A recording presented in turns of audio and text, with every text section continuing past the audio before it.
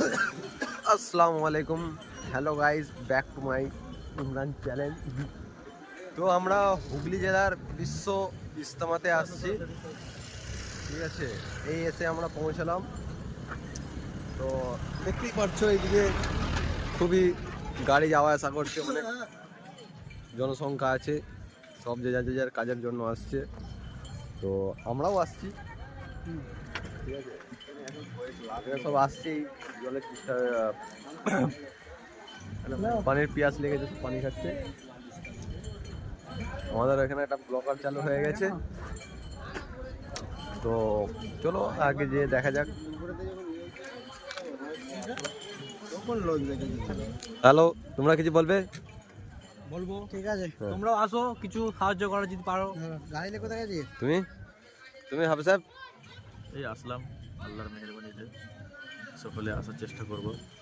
এসে এখানে খেদমত করতে পারলে সরকার উপকার, পরকালের উপকার, ইনশাআল্লাহ সকলে আসার চেষ্টা করব। তুমি?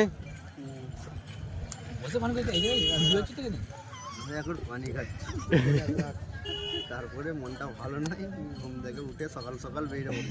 আচ্ছা, তুমি কিছু বলো। আল্লাহর কাছে লাখ লাখ শুকরিয়া আছে, এই জায়গায় আমাকে আনা করিয়েছে।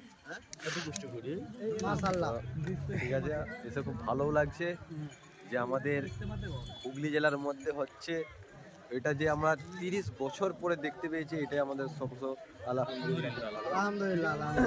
ঠিক আছে। এটা আবার আমরা দেখতে পাবো কি পাবো না, ঠিক আছে। এরপরে যে 30 বছর পর আবার হবে, তখন আমাদের মৃত্যুও হয়ে যেতে পারে, ঠিক আছে। যদি ইনশাল্লাহ বেঁচে থাকি তখন, এবার আমাদের যদিও বেঁচে থাকি ইনশাল্লাহ 30 বছর পর আবার আসা হবে, ঠিক আছে।